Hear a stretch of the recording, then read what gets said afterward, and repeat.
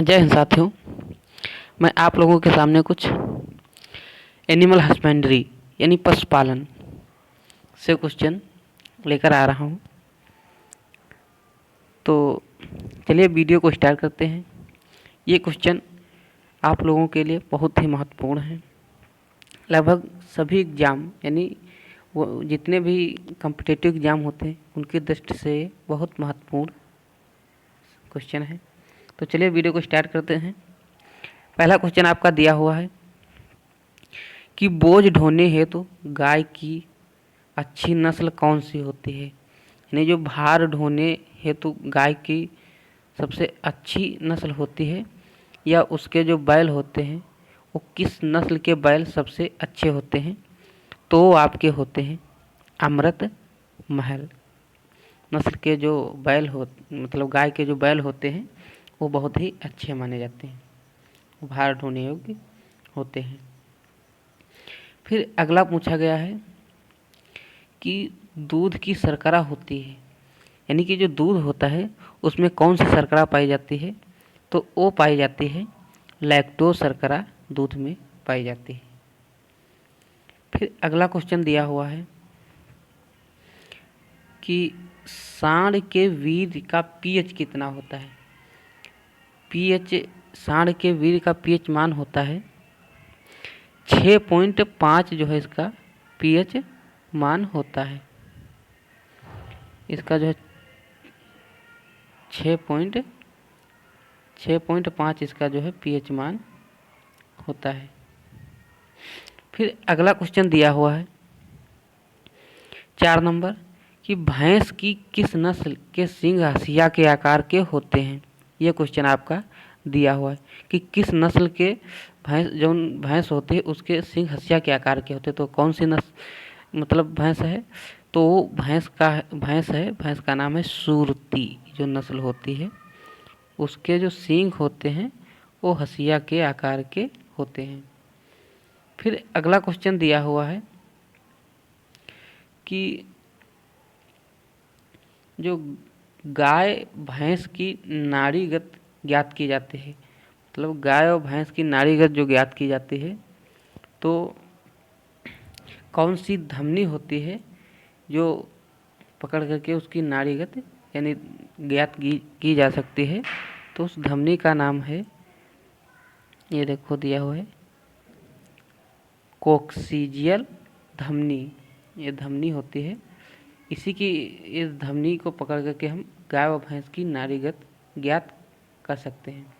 अगर पूछा जाए गाय और भैंस की नाड़ीगत होती कितनी है, तो ये लगभग होती है नाड़ीगत, इसकी नाड़ीगत होती है 40 से 45 जो है इसकी प्रति मिनट इसकी नाड़ीगत होती है। फिर अगला क्वेश्चन दिया हुआ है कि भेड़ बकरी में नाड़ीगत ज्ञात की जाती है। मतलब पूछ रहा है कि भेड़ और बकरी में किस धमनी को पकड़ करके हम नाड़ीगत ज्ञात कर सकते हैं, तो उस धमनी का नाम है जुगुलर सिरा धमनी एक होती है, उसकी सहायता से जो हम नाड़ीगत ज्ञात कर सकते हैं। फिर अगला क्वेश्चन दिया हुआ है 7 नंबर कि स्ट्रिप कप का परीक्षण किस बीमारी में किया जाता है। तो स्ट्रिप कप परीक्षण का जो है किया जाता है थनैला रोग जब हो जाता है पशु को, उस में जो है एक स्ट्रिप कप परीक्षण किया जाता है। फिर अगला क्वेश्चन दिया हुआ है 8 नंबर कि वसा में घुलनशील विटामिन कौन से होते हैं। वसा में घुलनशील विटामिन जो होते हैं वो होते हैं ADE के, यानी कि यहाँ पर हम शॉर्टकट में जान सकते हैं KIDA, इसे हम कीड़ा के नाम से जानते हैं। ये होती है इसकी ट्रिक। अब यहीं पर पूछ लिया है कि वसा में घुलनशील, वो था वसा में, अब पूछ लिया है जल में घुलनशील विटामिन कौन कौन से होते हैं, तो ये होते हैं B और C। जो कि जल में घुलनशील होते हैं। ये विटामिन जो है आपके शरीर में जो होते हैं, ये मूत्र की मार्ग से बह जाते हैं, यानी घुल करके बह जाते हैं। ये आपके बॉडी में स्टोर नहीं होते हैं, बी और सी, इसीलिए इनको जल में घुलनशील विटामिन कहा गया है। फिर अगला क्वेश्चन दिया हुआ है कि वसा का अपेक्षित घनत्व कितना होता है। तो जो वसा होता है उसका अपेक्षित घनत्व होता है 0.93, उसका अपेक्षित घनत्व होता है। अब यहीं पर पूछ लिया गया है कि गाय के दूध का अपेक्षित घनत्व कितना होता है। तो गाय के दूध का अपेक्षित घनत्व होता है ये 1.028, इसका जो है अपेक्षित घनत्व होता है। फिर अगला दिया हुआ है 12 नंबर कि भैंस के दूध का अपेक्षित घनत्व कितना होता है। तो ये होता है 1.032, इसका जो है अपेक्षित घनत्व होता है। ये जो है 1.32 इसका अपेक्षित घनत्व होता है। फिर अगला क्वेश्चन दिया हुआ है, अगला क्वेश्चन आपके सामने दिया हुआ है कि वसा परीक्षण किया जाता है, यानी वसा किस यंत्र से मापा जाता है। तो उस यंत्र का नाम है, किस यंत्र से मापा जाता है, तो उस यंत्र का नाम है ब्यूटाइरोमीटर, जो है उस यंत्र का नाम है जिससे हम वसा परीक्षण करते हैं। फिर अगला क्वेश्चन 14 नंबर दिया हुआ है, टोडा नस्ल है, यानी जो टोडा नस्ल है यह किसकी नस्ल है। तो टोडा जो नस्ल है ये भैंस की नस्ल है। और आप लोगों को ध्यान में रखना है, एक टोडा आपकी जनजात भी होती है, तो वो मत समझ लेना, एक टोडा जनजात होती है,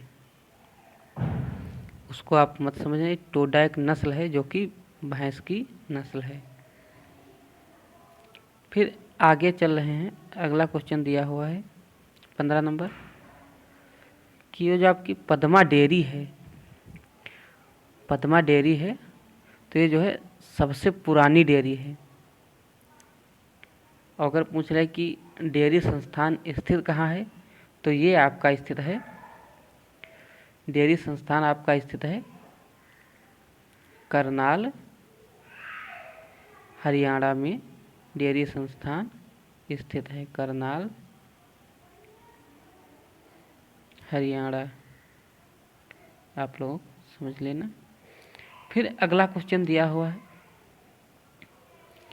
अगला पूछ रहा है कि पद्मा डेयरी स्थित कहाँ है। तो पद्मा डेयरी जो है ये स्थित है आपकी अजमेर में, पद्मा डेयरी जो है अजमेर में स्थित है। फिर अगला पूछ लिया गया है कि 7 नंबर है कि पशु पोषाहार संस्थान कहाँ स्थित है। तो ये स्थित है आपका जामडोली, जयपुर, जामडोली जयपुर में ये आपका पशु पोषाहार संस्थान स्थित है।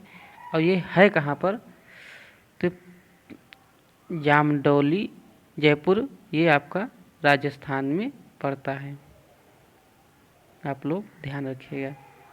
फिर अगला क्वेश्चन दिया हुआ है कि राजस्थान की मेरिनो किसे कहा जाता है, यानी कि जो राजस्थान है राज्य, उसमें जो मेरिनो किस नस्ल को कहा जाता है। तो एक चोकला होती है, उसे जो है चोकला को राजस्थान की मेरिनो कहा जाता है। फिर अगला क्वेश्चन दिया हुआ है 19 नंबर, पुंगल किसकी नस्ल है, यानी पुंगल किसकी नस्ल है। तो ये पुंगल नस्ल है आपकी भेड़ की। फिर अगला क्वेश्चन दिया हुआ है कि अंडे का कवच बना होता है। तो अंडे का कवच जो होता है वो आपका कैल्शियम कार्बोनेट का बना होता है, कैल्शियम कार्बोनेट का बना होता है। अंडे में सबसे ज़्यादा प्रोटीन पाए जाते हैं, अंडे में प्रोटीन पाई जाती है, प्रोटीन पाई जाती है। फिर अगला क्वेश्चन दिया हुआ है कि देसी घी में वानस्पतिक घी का पता लगाया जा सकता है। तो ये आपका लगाया जा सकता है बाउडाइन विधि के द्वारा जो है देसी घी में वानस्पतिक घी का पता लगाया जा सकता है। फिर अगला क्वेश्चन दिया हुआ है कि 22 नंबर है, सींग रोधन में कौन सा रसायन काम में लेते हैं। तो ये लेते हैं कास्टिक पोटास, सींग रोधन में प्रयोग किया जाता है। फिर अगला क्वेश्चन दिया हुआ है कि कास्टिक पोटास का रासायनिक नाम क्या है। तो कास्टिक पोटास का रासायनिक नाम है पोटेशियम हाइड्रोक्साइड, इसका जो है रासायनिक नाम है। फिर अगला क्वेश्चन दिया हुआ है कि दूध में प्रोटीन किस रूप में पाई जाती है। तो दूध में जो प्रोटीन पाई जाती है वो आपकी पायस के रूप में पाई जाती है। और कौन सी प्रोटीन पाई जाती है। तो दूध में जो है, अभी लिखे दे रहा हूँ, दूध में जो है केसीन प्रोटीन पाई जाती है, केसीन प्रोटीन पाई जाती है। फिर अगला क्वेश्चन दिया हुआ है 25 नंबर, जबकि वसा निलंबन रूप में पाई जाती है।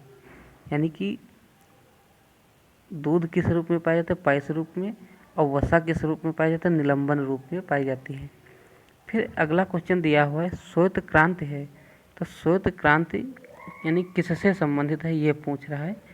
तो श्वेत क्रांति जो है ये आपकी दुग्ध उत्पादन से संबंधित है, यानी दुग्ध उत्पादन से संबंधित है, दूध को अधिक बढ़ावा देना। फिर इसके जनक अगर पूछे, दूध क्रांति को हम श्वेत क्रांति भी कहते हैं, श्वेत क्रांति भी कहते हैं। अगर पूछ ले कि श्वेत क्रांति के जनक कौन हैं, तो श्वेत क्रांति के जनक हैं वर्गीज कुरियन, वर्गीज कुरियन, कुरियन साहब जो हैं इसके जनक हैं। फिर अगला क्वेश्चन दिया हुआ है कि लाल क्रांति किससे संबंधित है। तो लाल क्रांति जो है मांस उत्पादन से संबंधित है। फिर अगला क्वेश्चन दिया है 28 नंबर कि अंगोला नस्ल है, यानी अंगोला किसकी नस्ल है। तो अंगोला एक जो है गाय की नस्ल है। फिर अगला क्वेश्चन 29 नंबर दिया हुआ है, सपरेटा दूध का रंग होता है। जो सपरेटा दूध होता है उसका रंग किस कलर का होता है। तो ये आपका होता है नीले रंग का उसका दूध होता है। तो ये थे कुछ क्वेश्चन, आई होप आपको समझ में आए होंगे। सभी से रिक्वेस्ट है कि वीडियो को सब्सक्राइब कर, यानी हमारे चैनल को सब्सक्राइब कर लेना और लाइक कर देना। अगर कोई भी डाउट हो तो कमेंट बॉक्स में ज़रूर बताना। तो वीडियो को समाप्त कर रहे हैं। जय हिंद, जय भारत।